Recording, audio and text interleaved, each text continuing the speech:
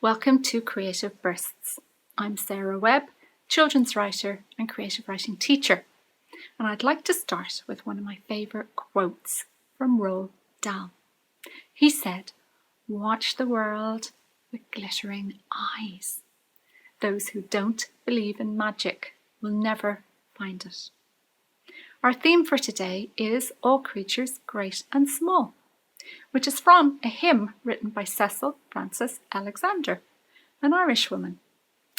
First of all, I'm going to read you two poems. Both are about birds. The first one is by Alfred Lord Tennyson, and it's called The Eagle. He clasps the crag with crooked hands, close to the sun in lonely lands, ringed with the azure world he stands. The wrinkled sea beneath him crawls, he watches from his mountain walls, and like a thunderbolt he falls. I love that one. The second one is from this book here, which is called Seagull, Seagull by James K. Baxter, who's a New Zealand poet who died a couple of years ago. This is the first stanza. Seagull, seagull, riding high, what you see with your bold, bright eye. And the illustrations in this book are by Kieran Reinhardt. They're beautiful. So what I want you to do now is to imagine that you are either a seagull or an eagle or a different type of bird.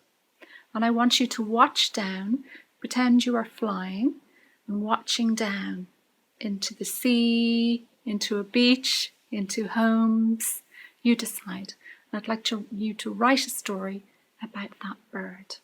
Use all your senses, what the bird smells, what they see, what they hear, what it feels like to be flying. Now, write.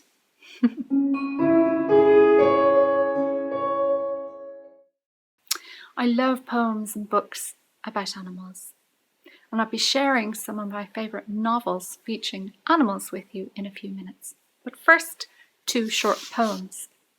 This one is called I Wish.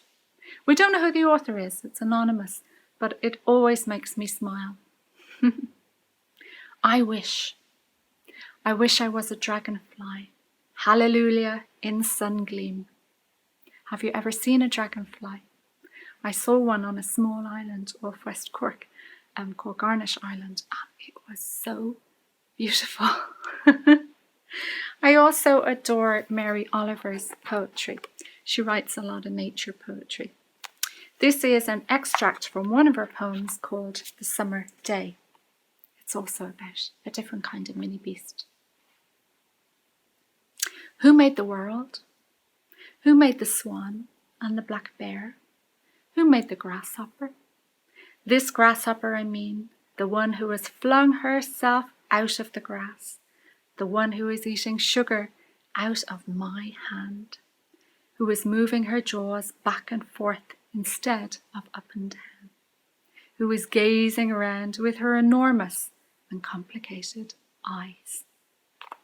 So what I want you to do now is to imagine that a grasshopper or a dragonfly has landed on your hand and is gazing up at you with amazing and complicated eyes. What does it see? What is it thinking? Does it think you are a giant? You write the story. You could also do an illustration of the mini beast to go with it. You decide. So get writing and drawing.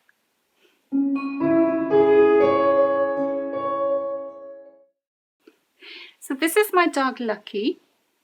He's a rescue dog. We've had him a few years now, and he's one of the most important people in my family. I love walking him, and I love sharing time with him. And he sits in my office at my feet while I am writing. So now I'm going to share a writing prompt with you. You all? Okay. All about dogs.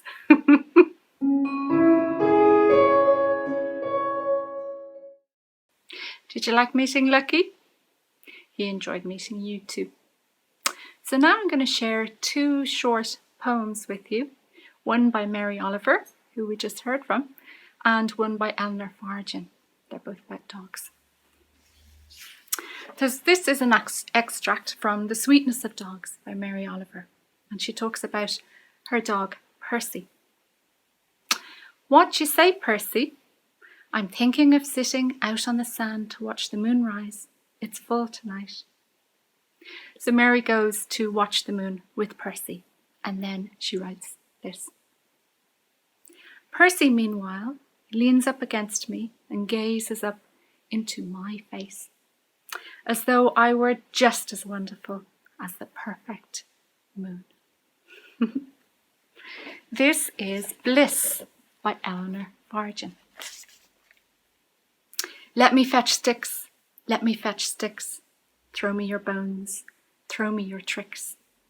When you go ride, let me go run. You in the sun, me at your side. When you go swim, let me go too, both lost in blue, up to the brim. Let me do this, let me do that. What you are at, that is my bliss. And she's right, dogs do love spending time with us. So what I want you to do now is to pretend you are your dog and write a story through the eyes of your dog. And then I want you to imagine that your dog, and if you don't have one, make one up, give them a name, draw them, everything. One day your dog starts talking to you. What does she or he say? Write the conversation and do send it to me. I'd be fascinated to know what your dog says to you. And I'm going to write what Lucky says to me.